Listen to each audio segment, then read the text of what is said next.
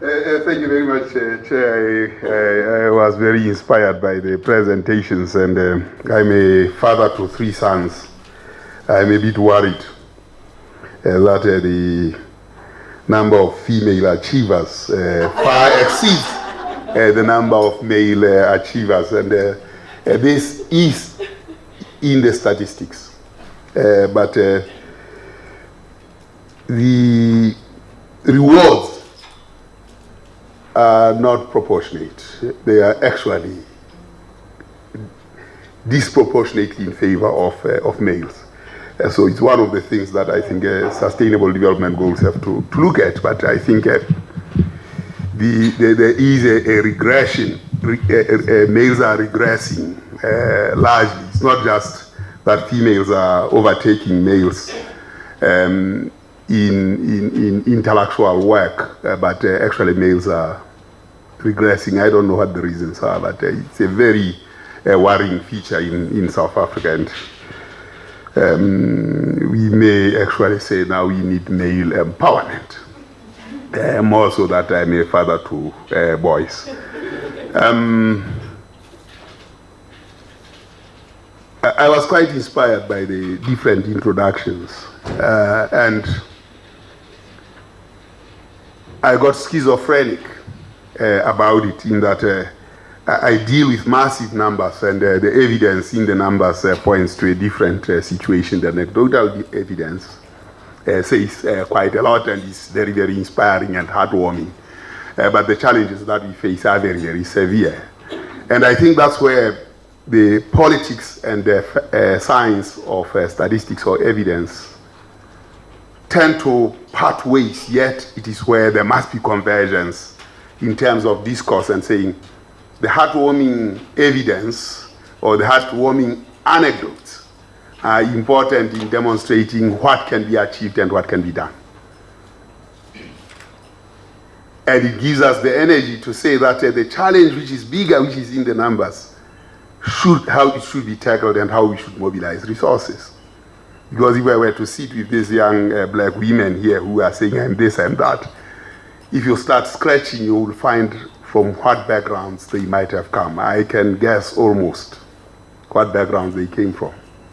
Poor, probably a man that has disappeared in their lives with a father, and all those things that really, really are at the heart of South Africa's social ills. And they've made it. Now the question is, yes, they can make it, but we need to provide the necessary support systems for them to make it. They cannot just be the odd out. Public policy is about catering for those who can't actually even make it, and not the odd out. So when we talk about sustainable development, it is about the emergent world of livelihoods, where work or employment may not be an immediate and observable intermediary or interlocutor.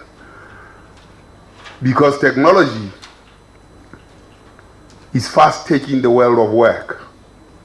And as it does, it creates things that are very difficult, because those who own it then own means of work. And if you are excluded from that stream of means of work, you can't live. There's no livelihood. So the world of work and the world of resourcing ourselves as human beings in order to sustain our lives is changing very, very fast. So ownership and sharing of the ownership, it's at the heart.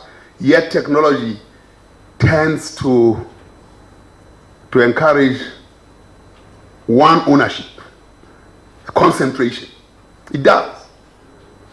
Because, when the money was being transported on a railway in the Wild West, these trains will be hijacked, and then they will come and steal the money. And of course, they don't steal a lot, because there's so much you can take of the gold or the money.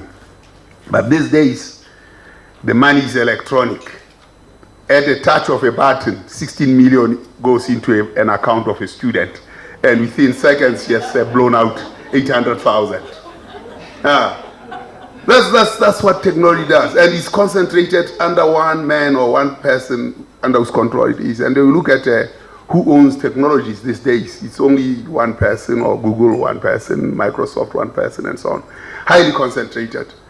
And that concentration of resources are the means of access to the world of work and excludes everyone. Well, the UK, when it saw this coming, they decided that they will have to ensure that the trains, the rails, steam engine doesn't run faster than a horse. So they had to ensure that there's a horse running ahead of a steam engine on the rail. And the steam would not go past the horse. The horse had to run in front of the steam engine. And of course, in time, it was clear that this thing is not going to work. So the horse had to go off the rail, and the steam engines went. So it's also true that whatever we are thinking, technology will always be replacing us. But it's how we structure that relationship, whether the technology is in our service or not. And I think at the moment it's not in our service. It's totally not in our service, because if we sustain the way it is managed and controlled, we are going to lose out. So why am I anchoring this point? Is because I'm responding, although I made a presentation, prepared it, but when I listened to who are the audience, I thought that I have to respond to the audience. And you ask the question of the world of work. It's a vexed question. Where are the boys? Very, very difficult situation. And they don't see education as important. That's one thing that happens with boys. Girls talk about family responsibility for the same age. Now say, what is this girl having family responsibility? What family responsibility that the boy doesn't have? The boys have their role models as people who spin with a BMW around, and they say that this thing is just a waste of time, this education is a waste of time. And the girl is pregnant and has to take care of the child. And these are things that are very, very seriously vexing our society. And the progression through university. And that's why we see fees must fall. And yet we don't see any political mobilization. Serious political mobilization for education. And at the heart of the fees must fall, we are running local government elections, and not one political party. They went and destroyed the fees must fall movement by politicizing it. All political parties got in there. But they never spearheaded the question of fees must fall, which was what the students were saying. And of course, whenever there was a meeting, then the whole thing was just political. Now, this is a crisis that we are in. That we have to really think very hard about. I mean, we ask South Africans, what's the priority? We need water. We are worried about the price of electricity. And of course, we are worried about unemployment. 3 top priorities. Education, number 15. And you can understand why education is number 15. Too few South Africans go into tertiary education, be it technical or only 600,000 households have their children. They're out of 15 million households. So why should I worry when 14,400,000 worry about the 600,000 students who are marauding the streets and saying fees must fall? I mean, what should fall when I don't have my child? Now, we don't have a sense that every other child has an opportunity and the possibility of getting, and we can't have that hope because they don't pass matric. So you can't go and advocate for it because there isn't any sense of doing that because it doesn't affect you as a parent in your entire life. So there's no mobilizing theory or mobilizing philosophy for education in South Africa. So it doesn't come as a surprise that it is priority number 15. Our priorities are about the hygiene, water, sanitation, and all these other things. When we have a major crisis, and when you see these anecdotes of people who are doing this and have succeeded, your heart gets warm. And once politicians' hearts get warm, they think, now that is the universe, everybody's getting that. Until you show them the numbers, and of course they say, no, these numbers cannot be true. So the intersection of policy and evidence is very, very important, and it's a vexed one, very, very difficult. And we've got to understand that as intellectuals, as people who have at least can count 1 to 4, we need to ensure that we stand up to politics to enlighten them. Because if we don't, we are accomplices to ignorance. So let me go back to my presentation. So what are we moving towards? We're moving towards SDGs, and what is the role of SDGs, and what would be the progress to date, and the baseline report. You know, we are releasing this baseline report tomorrow. If we had released it today or yesterday, we would share it now, but the baseline report is only coming out tomorrow. Perhaps we can pay Des bribery. He might be able to share some things with you. But it will be short-lived because he'll be like Pottinger, who will have to be fired from good practice for taking bribes. And there are the 17 goals, which are much more than the 8 goals of MDGs.